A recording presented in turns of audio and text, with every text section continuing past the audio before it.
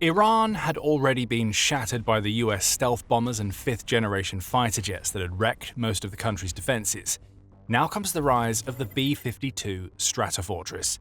Iran just learned to fear this 74-year-old US bomber, as it has unleashed a historically badass attack on Iran. Tehran already knows the war is lost, as the B-52s pulverize everything in their path. This is genius by the US. It shows us that America is planning for the long haul to take out Iran's regime forever. If you want to find out more about this genius move, then stick with us. First, the arrival of the B-52s is the latest major news out of the Iran conflict. The big, ugly, fat fellow is now flying with near impunity over Iran, signaling that the Tehran regime's air defenses are shot and they can't do anything to stop the US from using one of its older, non-stealthy bombers to cause even more damage. Think about it like this. US B-2s kicked the doors in, with some help from dozens of American and Israeli fighter jets. Now the B-52s have arrived, and they're already bombing what's left of Iran's military nodes into oblivion. What we're seeing right now is a transition from surgical efficiency to utter brute force. That might seem strange to say after the US and Israel unleashed an insane 1,000 strikes against Iran's defenses in the first 24 hours of this new conflict. However, those strikes were indeed surgical. They were preceded by cyber operations, including jamming and spoofing of Iran's radar networks. Once communications were disrupted, the first wave of US and Israeli strikes came in.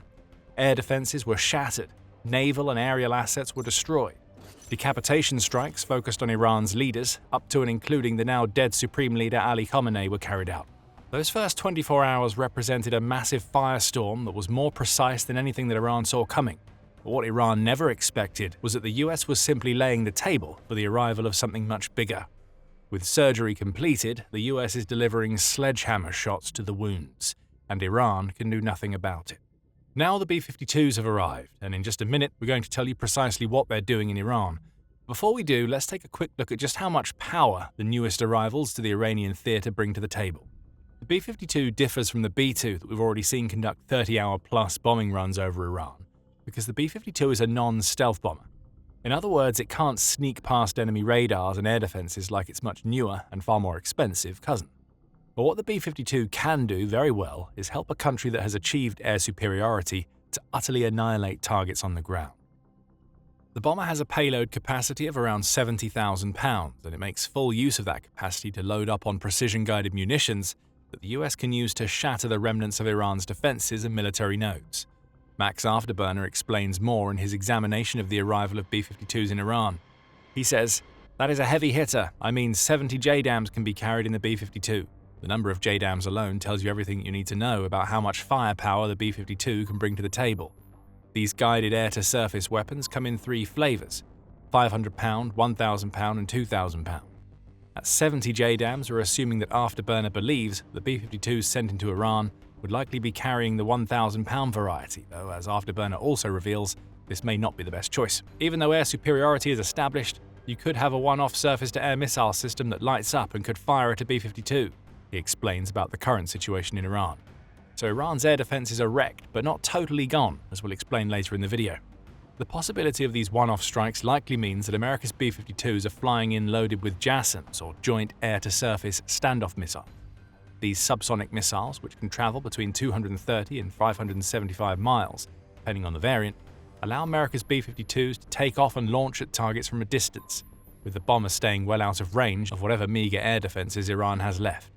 This consideration brings us back to what we mentioned earlier about what the B-52s are doing in Iran. US B-2s conducted the stealthy and surgical strikes, creating an environment in which the B-52s could operate in relative safety. Now that the B-52s have arrived, they are beating down on everything that Iran has left. And right now, Afterburner says the primary focus of the older US bombers is the command and control, or C2 nodes, that what's left of Iran's military relies on to coordinate its defense. Coordination on Iran's part is likely falling apart by the minute, Afterburner explains as he discusses what America's B-52s are targeting. Their launchers get isolated once one of those command nodes are taken down. Their reloads are incredibly slow, with their production facilities being hit as well. And now their rebuild times are basically non-existent. In other words, the B-52s are going to destroy the very nodes that allow Iran to wave the one big stick that it has in America's face, ballistic missiles. We'll come back to what's happening on the Iranian missile front in just a second. First, The War Zone, or TWZ, agrees with Afterburner that America's B-52s are wreaking havoc on Iran's C-2 nodes. It carries comments from Air Force General Dan Kane, who says that Iran's C-2 structures are in a bad way, and that part of the reason is the switch from precision to power. CENTCOM is now shifting in day 4 already from large, deliberate strike packages using standoff munitions at range outside an enemy's ability to shoot at us, now into stand-in precision strikes overhead Iran, Kane says. So maybe it's more accurate to say precision and power is the new phase. Regardless, Iran is feeling the pain of the arrival of the B-52, as the results are already immense. We can see that in the strike numbers alone. After the initial 24-hour spate of 1,000 strikes, the US, along with Israel, has doubled its strike load. The first 72 hours of the conflict have seen the two allies combine to shatter 2,000 targets inside Iran. B-52s will have played a big part in this escalation as they fire standoff munitions at targets that are no longer properly guarded by an Iranian air defense network that was far weaker than it should have been from the start. PBS News reports that Iran's health ministry claims that 920 people have been killed as of March 4th, though it's unclear if these are civilians or military personnel. Other estimates, such as those shared by the Jerusalem Post, claim that more than 1,000 members of Iran's Islamic Revolutionary Guard Corps died within the first wave of strikes, so we can safely assume that even more have been eliminated now that America's B-52s have entered the fray. This is a destructive force. However, perhaps the biggest impact made by the arrival of America's bombers came on the defensive front. We told you earlier that the US B-52s seem to be mostly targeting Iran's C-2 nodes. In a ground war, these nodes would be key to coordinating soldiers and logistics. This isn't a ground war, and as we mentioned earlier, Iran's biggest stick in this fight is its stockpile of ballistic missiles. Iran Watch says that CENTCOM, which is US Central Command, estimated this stockpile to be over 3,000 missiles back in 2022. Iran has likely burned through a good chunk of that stockpile with its attacks against Israel and the US military bases, both before and during this current conflict. As of the beginning of the war, the Israel Defense Forces estimated that Iran had about 2,500 missiles. Either way, it's a lot. And thanks to America's B-52s, Iran isn't getting the most out of these stockpiles. Taking out C-2 nodes means that Iran can't coordinate its missile launches. When you combine that with other strikes that are focused on Iran's missile launch sites, you get the crippling of the one piece of power that Iran can project. And we're seeing that in the numbers.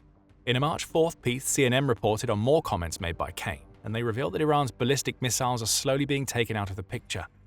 As of this morning, US Central Command is making steady progress. Iran's theater ballistic missile shots are down 86% from the first day of fighting, Kane said during a brief statement delivered at the Pentagon. He added that there's been a 23% decrease just in the last 24 hours, and as a nice little bonus, Iran's one-way attack drones are shot down 73%.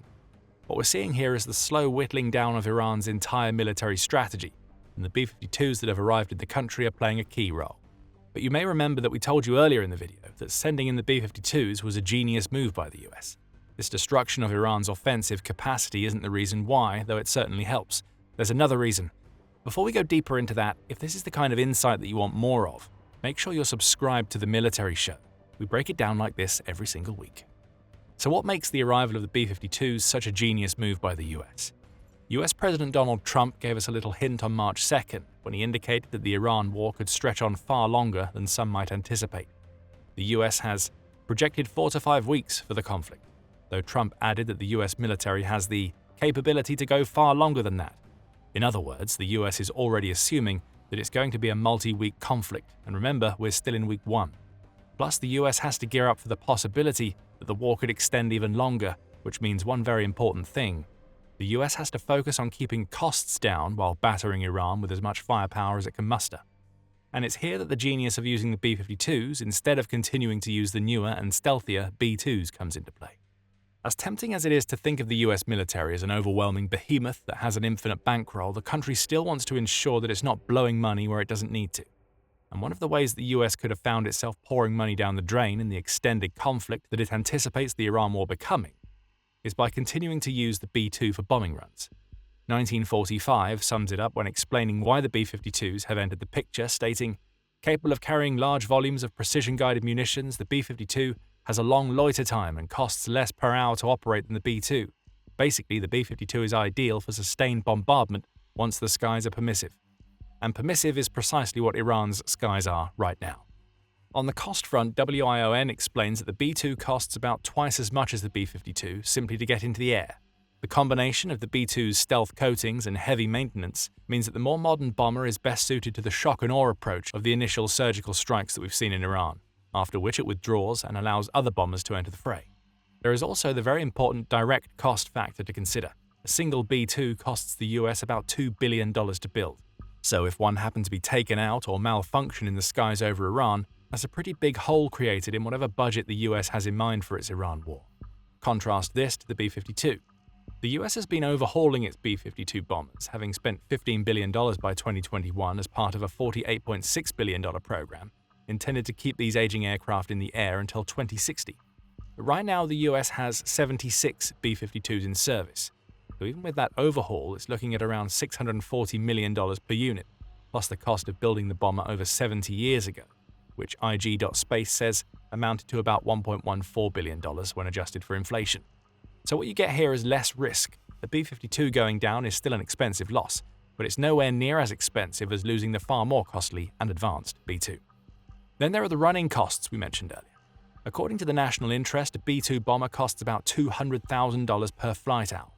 As we mentioned, the B-2s the US sent into Iran during the surgical part of its strike strategy were in the air for well over 30 hours. That's an expenditure of over $6 million right there. The B-52, on the other hand, costs about $70,000 to fly per hour. Even when adjusting for inflation, this is right around half of what the B-2 costs, just as WION said.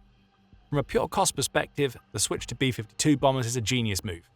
The US gets to continue unloading enormous amounts of firepower on Iran using some of the most advanced weapons, and it does it with a bomber that places a significantly smaller financial burden on America's defense budget.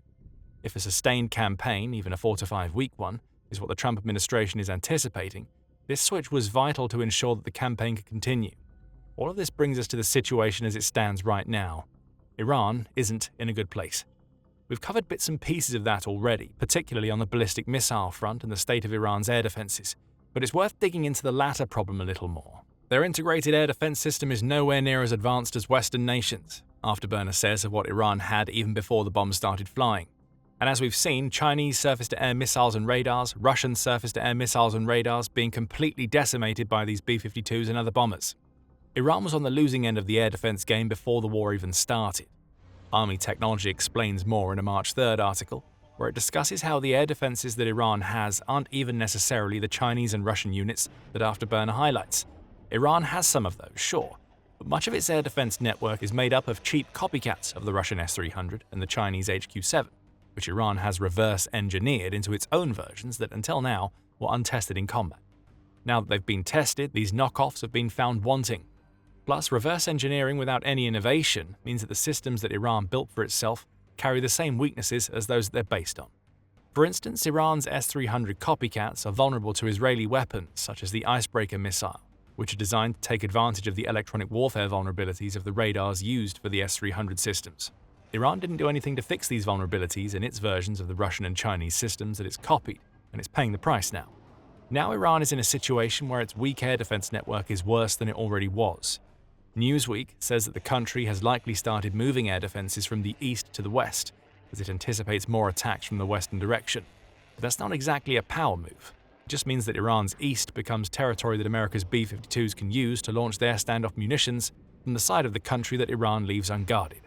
Tehran and Isfahan may be a little better guarded than they were following the initial spate of strikes, but it just isn't enough to do anything notable to stop the US and Israeli strikes. What's most likely, as Afterburner said, is that Iran will fall back to hoping that it gets lucky with the occasional strike caused by American complacency. That's not an air defense strategy. It's a gamble that doesn't have anywhere near the payoff that Iran needs it to have. As for the US, it has total air superiority. That doesn't mean that it has air supremacy, which is when a country is able to operate with 100% confidence that it will be unopposed in an opponent's airspace. But it's as close to achieving that supremacy as it needs to be to start sending non-stealth bombers into Iran. This is a sign of American confidence that Iran absolutely did not want to see, because it signals that Trump isn't lying when he says he anticipates this campaign going on for several weeks. A lot more strikes are going to be coming from America's B-52 fleet, and that's even without mentioning the carrier groups that the US has operating in the Persian Gulf region, along with the dozens of fighter jets and supporting aircraft that they bring to the equation. As for what happens next, the scope of the war expands. It's already heading in that direction inside Iran itself, as Afterburner says that the arrival of B-52s represents a clear shift toward even greater volume and persistence in the campaign. However, the scope is broadening in terms of where the US is conducting attacks and what it may be planning next. For instance, March 4th saw the US torpedo the Iris Dana in international waters off Sri Lanka's southern coast. That's a long way from the Persian Gulf, and it suggests that the US is expanding the range of its attacks to cover military assets that Iran has stationed outside of its own territory. There's also the looming specter of the US sending boots on the ground to Iran. According to Chatham House, that will be needed if America's goal is indeed to take down Iran's regime. Trump's plan of helping the Iranian people rise up again and topple the theocracy sounds more like hope than a real strategy. There are no signs yet of any effective domestic opposition or of defections from the regime, the think tank claims. And if that's the case, it suggests that the Iranian people don't have the required confidence in their own abilities to topple the Islamic Revolutionary Guard Corps and what remains of Iran's senior leadership. So that brings us to an interesting prospect. Perhaps the arrival of the B-52s and what looks set to be weeks of sustained strikes are setting up for a third phase of the Iran war. First came the surgery, then the sledgehammer. What follows next might be the overwhelming of the Iranian regime by US soldiers heading onto the ground. What we know for certain is that Iran's regime has been rocked to its core and it may never recover fully. That's bad news for the regime, of course, but it's also terrible news for Putin, who has been gambling on the strengthening of the relationship between Russia and Iran to position himself as a global geopolitical player. If the Iranian regime falls, Putin takes a massive blow, and you can find out why if you check out our video. And if you enjoyed this video, make sure you're subscribed to The Military Show to catch all of our coverage of Operation Epic Fury. And thank you for watching.